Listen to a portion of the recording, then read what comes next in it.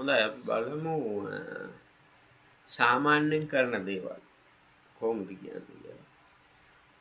දැන් අපි එදිනෙදා ජීවිතයේ සාමාන්‍යයෙන් කරන දේවල්. අපි ඉංග්‍රීසි භාෂාවෙන් කොහොමද කියන්නේ? දැන් උදාහරණයකට යම්කිසි පුද්ගලයෙක් කියනවා නම් I smoke. I smoke.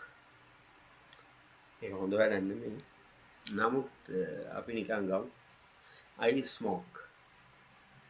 මොකද I smoke කියලා කියන්නේ? I කියන්නේ මම, smoke කියන්නේ සිගරට් බොන. ඒතර වචන දෙකයිනේ වාක්‍යෙ තියෙන්නේ. I කියන්නේ මම, smoke සිගරට් කියන්නේ මම සිගරට් බොන. I smoke. මම සිගරට් බොන. ඒතර ඕකද තේරුම? නෑ. ඕක ඇතුලේ තව තේරුමක් තියෙන හැංගිච්ච තේරුමක්. දැන් ඕක 100% නිවැරදි වාක්‍යයක්. ග්‍රැමටිකලි ව්‍යාකරණිකව ඕක නිවැරදි. I smoke. Full stop. මම සිගරට් බොන. ඕක ඇතුලේ තියෙන තව අපිට පේන්නේ නැති තේරුමක් තියෙනවා. ඕකේ තියෙන වචන දෙකයි. නමුත් තව වචනයක් ඇතුලේ හැංගිලා තියෙන ඒ තමයි සාමාන්‍යයෙන් කියන්නේ. මම සාමාන්‍ය සිගරට් බොන. I smoke කියන්නේ මම සාමාන්‍ය සිගරට් බොන. එනවා කොහොමද කියන්නේ ඕක ඇතුලේ සාමාන්‍යයෙන් කියන එක තියෙනවා. අපි ඕක සාමාන්‍යයෙන් කියන අදහස ගන්න හේතුව තමයි ඔය I කියන එකයි smoke කියන එකයි මැද්දට කිසිම උපකාරක ක්‍රියාපදයක් auxiliary verb helping verb ඇවිල්ලා නැහැ.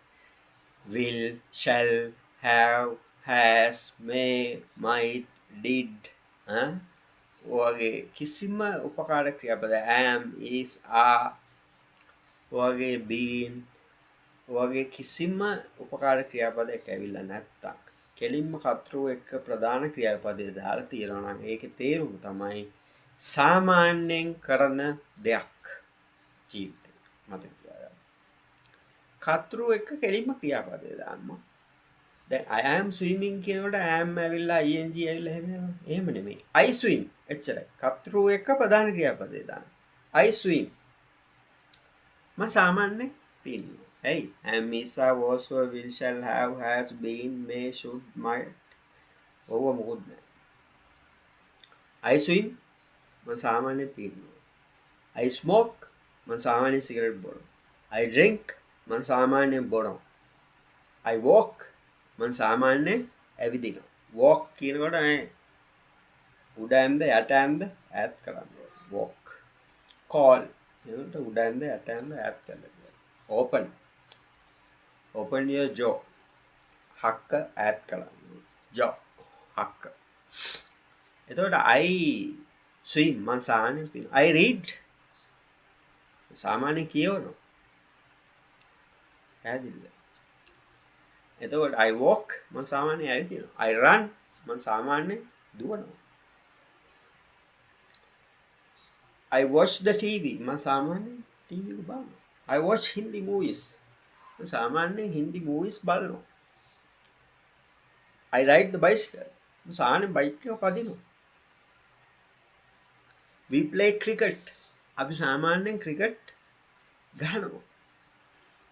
පැහැදිලිද? We swim on Sunday අපි ඉරිදාට පීනනවා. They play cricket every day. ඒගොල්ලෝ හැමදාම ක්‍රිකට් සෙල්ලම් කරනවා. Children play football every day. ළමයි හැමදාම ෆුට්බෝල් සෙල්ලම් කරනවා. එතකොට මේ I, you, we, they කියන අය බහුවචන හැටියට තමයි ගන්නේ. මම, ඔබ, අපි, ඔවුන් මේගොල්ලෝ කියන අය බහුවචන හැටියට තමයි සාමාන්‍යයෙන් ඉංග්‍රීසි වල I කියන කෙනාට අර බහුවචන නීතිය තමයි යන්නේ. ගොඩක් අවස්ථාවල. එතකොට දැන් ඔය සාමාන්‍යයෙන් කරන දේවල් වලට ඒක වචන කෙනෙක් දාලා කිව්වොත් අපි ගොත් මිනිහා සිගරට් බොනවා. ඌ සිගරට් බොනවා. ඔබ දන්නේ නැහැ ඌ සිගරට් බොන. he smoke නෙමෙයි. දැන් මම ඉස්සෙල්ලා කිව්ව පළවෙනි වාක්‍යය I smoke. මම සාමාන්‍ය cigarette බොනවා. he smokes. he smokes. ඔය සාමාන්‍යයෙන් කරන දේවල් වලදී කතෘ ඒක වචන නම් ක්‍රියාවට s අකුරක් දාන්න. එච්චරයි.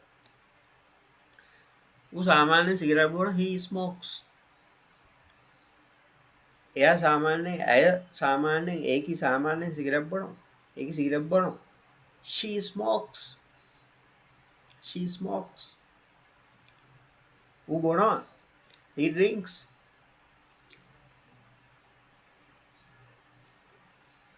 ඌ ඇවිදිනවා හැමතිස්සෙම. මිනිහා ඇවිදිනවා හැමතිස්සෙම. මිනිහා හැමදාම ඇවිදිනවා. he walks. he walks. මිනිහා දුවනවා. සාමාන්‍යයෙන් දුවනවා මිනිහා මම දැකලා තියෙනවා. මිනිහා රනින් කරනවා නිතරම. he runs. ඌ පීනනවා සාමාන්‍යයෙන් මම දැකලා තියෙනවා මිනිහා පීනනවා.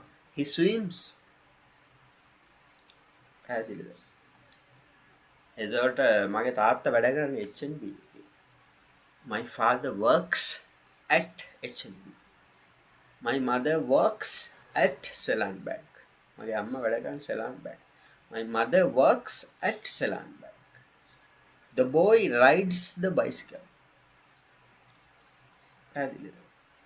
එහෙනම් මතක තියාගන්න සාමාන්‍ය කරන දේවල් වලදී කතෘ ඒක වචන ක්‍රියාවට s අකුරක් දාන්න.